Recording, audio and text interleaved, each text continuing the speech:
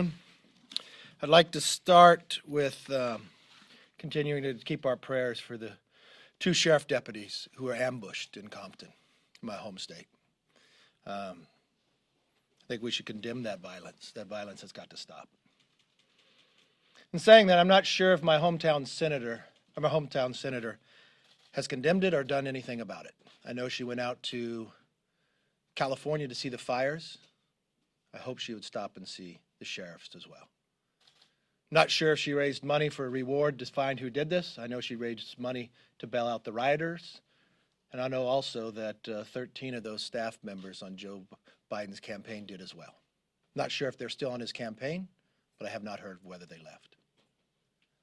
I know you just had a press conference with the Speaker of the House. She happens to be from my home state.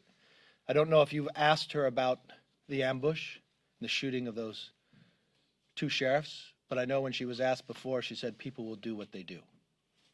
Not sure if she changed her opinion or condemned the action as well. Maybe that's a question you can ask her.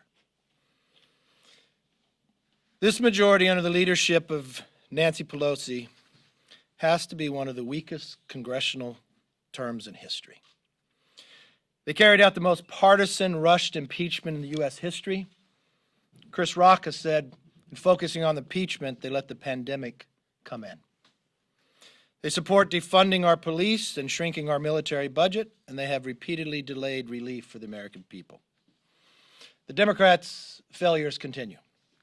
This week, we learned 60% of the businesses that shut down during the pandemic, nearly 100,000 businesses, have closed permanently.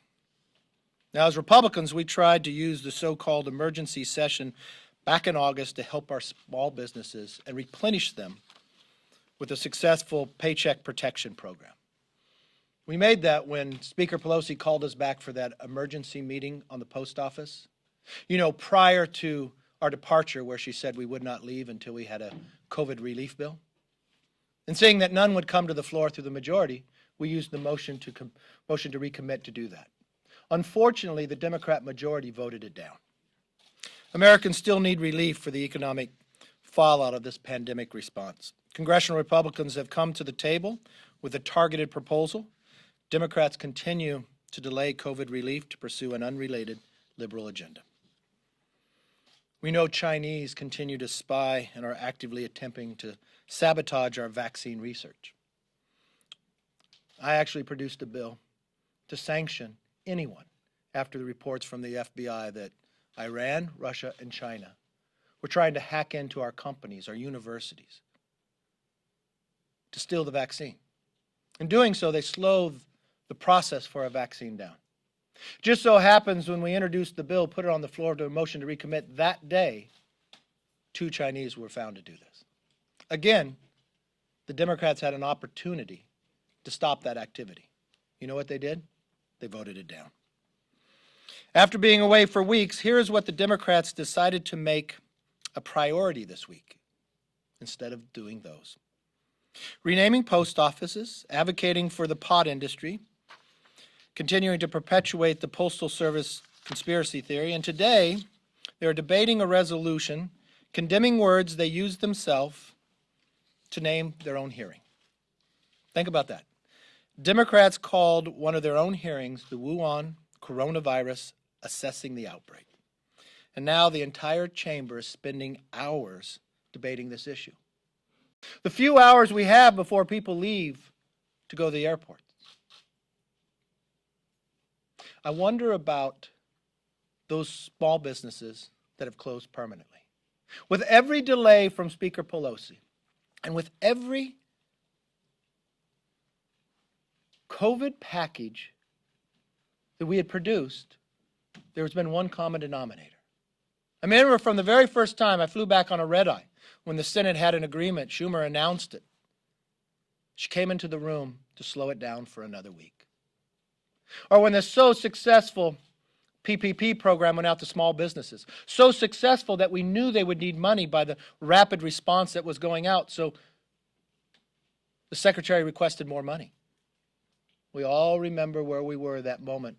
She stood in front of her refrigerator with her ice cream, telling the country on a late night show that she said no. How many of those 100,000 were part of that delay? Or now, when we need it so badly? You know, I was majority leader. You have the ability to schedule the floor. You spend time looking at the bills, deciding what comes forth. This is what we spent our hours on today. Their priorities are out of sync with the needs of the American people. Instead of failing America, Republicans stood up to make a commitment to America. If you watched us on the steps this week, we made a commitment to America on what we're doing now and what we would do in the future. We believe that we can renew our way of life, defeat the virus, and keep America healthy. We do that by developing a vaccine that is safe and effective. We do that by protecting pre-existing conditions, tripling the rapid COVID testing, lowering prescription drugs. We do that by making our streets safe and secure, by not defunding of the police, but actually adding $1.75 billion for police training, community policing, and 500,000 body cameras. We will rebuild the greatest economy, adding 10 million new good-paying jobs. We do that by expanding PPP instead of holding it back for the small businesses. We do that by expanding the child tax credit to $2,000 we've already given, also protecting the opportunity zones and providing more tax relief so you get more money in the take-home pay. We also do that by ending our dependency on China. Have we not learned through this COVID experience the damage of the dependency on China has caused us? Let's bring that supply chain back home, creating more U.S. jobs right here. Building our own medical supplies here. We don't make penicillin or vitamins anymore, but we should. Then we have a plan to upgrade our infrastructure, making sure every house has internet. A 5-year plan that rebuilds our roads, our bridges, our airports. We also believe we can renew the American dream to make sure every child goes to an excellent school. Those are the things we'd spend our time on this floor. But unfortunately, that's not what we did today. There's already efforts underway to make a difference. The Democrats don't want to provide help for those 100,000 businesses now are permanently out, but Republicans will. Yesterday, House Republicans led by Steve Chabot and Jamie Herrera Butler introduced a discharge petition to help small businesses access billions of dollars in relief. We urge all of our colleagues to sign the petition to join us in fighting for small businesses. I know there are a few Democrats out there very upset with Nancy Pelosi. They think they could do something better. They can sign the discharge petition. They voted for her for Speaker. They allow her to continue to be the leader. But do they just say these things because it's close to an election? Do they just say these things to lie to their own constituents? Now is an opportunity to show if they really mean what they say. Let's see how many signed the discharge petition. Because I think Americans are fed up with political posturing and empty words. They want action, and Republicans are ready to lead. With that, let me take questions. And unlike Speaker Pelosi, I guess I don't pick and choose what you ask. I can't believe you allow her to do that, but so be it. Yes. Speaker McCarthy, who do you trust on COVID science, Dr. Redfield or the President? I will tell you this. I spent time yesterday with Dr. Slowey, the advisor, chief scientific advisor. Very, very impressed with Secretary Azar as well. And listening to them, listening to the companies that are building our vaccines right now. And Dr. Slowey has done 14 vaccines. He's probably the premier individual in the entire world. We're going to have a safe and effective vaccine this year. And listening to the preparation of what we've been able to do with Operation Warp Speed to be able to deliver it when that time comes. If I just take the words of the CDC and the President is right. But what? But there's mixed messages coming from this administration. You have Dr. Redfield on the one hand saying one thing about the virus timeline or the vaccine timeline en masse, and you have the President undercutting him. So who are Americans to trust, though? Okay, well, let me take your question. You say Redstone said one thing, the president said the other. What I think has happened here, because of Operation Warp Speed, things are moving so quickly that we are able to do things that we haven't done before, but making sure we test every ability of going forward so it's safe and it's effective. I think one of those two individuals had more information than the other, and that was the president. So what you should do is actually ask the question to Dr. Slowey, who's in charge of this, who is the advisor to what's happening, who's working every single day with the 8 companies that are building the vaccines. Now let's take for instance, let's go outside of the framework of the people that you just asked me. I watched a CEO of Pfizer tell the public, not government, that he thinks this is going so well, they may even have it, and gave you a date in October. Now they are the ones who are building it right now. So I would probably go to the source. I don't blame Dr. Redstone. He just was not updated. I think he probably needs to be updated. So the vaccine will be widely available to all Americans in October, November, December? You know, the unique things when we sit back and study this, of how we were able to build the vaccine safe and effective, creating the dosage in the distribution center ahead of time, and doing that now, you are going to have the ability for the dosage to come out to people as soon as it is safe. Yes? Are you going to bring a motion to vacate to oust Pelosi from her chair? Look, I do not want Nancy Pelosi to be speaker, but I do not want Nadler to be chair. I do not want Schiff to be chair, and I do not want Maxine Waters. 40-some days from now, we will remove them. Thank you, sir. So Problem Solvers introduced legislation earlier this week, but that was, well, not legislation, they introduced ideas for a bill that's more bipartisan. And then the president tweeted that they would accept, he said, push for much higher numbers. What is a number that House Republicans can get behind?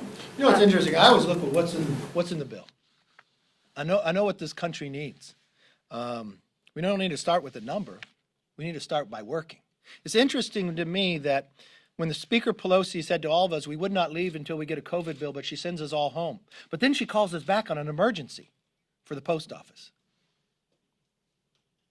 So during that time, the only power the minority has is to move a motion to recommit, and we did. And what did we spend our time on? We spent ours on COVID relief. What did they do? They voted it down. This week, we come back after being gone for all this time with watching Speaker Pelosi talk about how hard she's stopping everything once again. The common denominator here in every COVID relief package we have done, Speaker Pelosi has either slowed or delayed the action. You begin to wonder why. Why would someone do that in an election year? Why would somebody do that when people are being hurt? Why would somebody do that when her own members of her own party feel that it's hurting them, it's hurting their constituents, but more important, maybe it even hurts them in their election? I think knowing her well, she cares more about politics than she does about the people. And that's unfortunate. That's why she should not be fit for that job. Do you agree with the Trump's assertion this morning that, quote, the election result may never be accurately determined? If so, what evidence do you have to support that? And just more broadly, do you think it's appropriate for the President of the United States to be sowing doubts about the election and making such grave accusations? I have not read the tweet. If you want to read it again, look, at every election we have concerns. This one's a little different. And I've raised this many times before, and it's not from any basis of anything other than a person who cares about an honesty in election. There is a difference between an absentee ballot and all mail ballots. I was just with a friend down in Texas. I have a lot of friends in Texas now, and I've never grown up in Texas. All my friends in Texas had moved from California. This one had moved more than 6 years ago. And when I went to see him for dinner, you know what he handed me? The absentee ballot California had mailed him that he moved more than 6 years ago. Los Angeles County has actually been ordered by the courts to clean up their rolls. They have more than 1.5 million people on it who do not live there. When you request an absentee ballot, you have to sign your name. So they check your signature based upon your voter registration. There's a check and an authenticity to realize to have a trust in an election. I just watched in LA County, a couple people pleaded guilty to election fraud.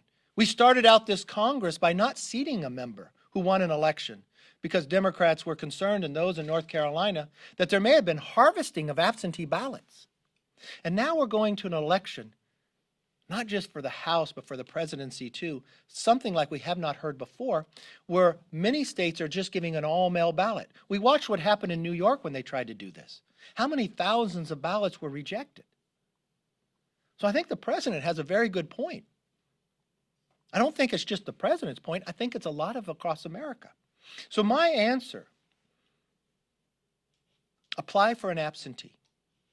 Mail your ballot in or go to the polls. Many states will have, when you mail an absentee ballot in, that you can trace your ballot electronically and see whether it's being opened or not. You want to make sure your vote counts. But the last thing you want to see, that there's fraud in it. You know, I've read in the paper about these concerns that the FBI has, that you have China, much more sophisticated than any other country outside, that has problems trying to do something in an election. And they've actually determined, they say, who they want to win. They want Joe Biden. And when you compound that with the sophistication and just ballots being thrown out everywhere, instead of not even knowing whether the person lives there or not, or the person's alive or not, that raises a lot of concerns to a lot of people. Yes? So Donald Trump has been nominated for 2 Nobel Peace Prizes, Yes. one for the Israel-UAE and one for Serbia-Kosovo. Do you think that he is deserving of these awards? Yeah, I do. You know, when I was on the lawn watching that, it was a very moving moment. Think for one moment, not one country, but 2 recognizing Israel. Think for a moment of how much the world has spent on trying to find peace in the Middle East. It's not a Republican or Democrat issue. It's an issue for all of the world to keep it safer. I think it's something we would all celebrate, regardless of who was able to achieve it. And I think it was only because of President Trump took new eyes and new thought to it, that didn't try the same old way in the same old place. I would have thought, just as the White House did, opened an invitation to so many people who care about the Middle East on both sides of the aisle in the House. But you know what Speaker Pelosi did? She called votes at the moment of time that we could watch 3 countries that did not recognize each other before sign a document because of the power of this administration to bring the world a little safer. And she called it what? A distraction? What did Adam Schiff call it when we closed down the consulate in Houston? People think it was the hub of spying. A diversion, right? Or what did Adam Schiff say on the floor when we wanted to stop the hackers for getting our vaccine? He said it's not China's responsibility to tell us about the virus. They are so out of step. Can they not move politics out and put what's good for the American public first? I guess the answer to that question I see today. Are we going home? Are we staying here to do COVID relief? Is Nancy Pelosi only concerned about COVID relief when she's on television and says we will not leave and then sends us all home? Or she's going to do everything in her power and she's going to waste our time on that floor debating a non-binding resolution? I guess the answer is very clear. Yeah, that's what they're going to do. Yes, sir. Comment on Attorney General Bill Barr's remarks that the lockdowns being the greatest intrusion on American civil liberties other than slavery. Would you agree with that assessment? I had not heard of that, so I don't know anything about it. Yes. Democrats are outpacing Republicans in key battleground states in requesting absentee ballots and mail-in ballots. Are you concerned at all that Republicans are losing the turnout battle, especially among senior citizens, in part due to the president's rhetoric? Look, I want Republicans to vote by mail when they're absentee. I want them to go to the polls. Not do both. Do one or the other. Make sure you get your vote in. It's just part of campaigning. In every election goes that way. But we got our work cut out for us, rightfully so. People should fight to be able to have the opportunity to lead this nation. It is a privilege, and you should not waste a moment, which is why it's so shocking to me that the Democrats fought so hard to get the majority. And then they wasted their moment on impeachment. Even Chris Rock has a grave concern that they wasted on impeachment and allowed the coronavirus come to America. Or they just wasted our moment while 100,000 small businesses have permanently closed on doing a non-binding resolution. Or they wasted our moment by making an emergency for all of us to come back, to be concerned about a post office that had the ability to have $25 billion on hand already. And when a COVID relief bill came up, they voted it down. Or they wasted the moment to show America that we will do everything we can to keep them healthy and safe by having a vaccine that is safe and effective, that's stopping any nation, no matter who they are, that would try to hack into our companies. But they voted that down. Are they so blinded that they will harm the average American citizen, that each and every one of us, simply because they want a political gain? That's not what I think of when I think of people who want to lead and run. It's not what I think of when I think of the history of people who walk these halls. And that's why we've made a commitment to America. You can go to our site, commitmenttoamerica.com. You can see if this is what you want to have happen in these halls of Congress, that your voice is heard, that we will renew the American dream, that we will rebuild the biggest economy on earth, and we will restore our way of life. Thank you.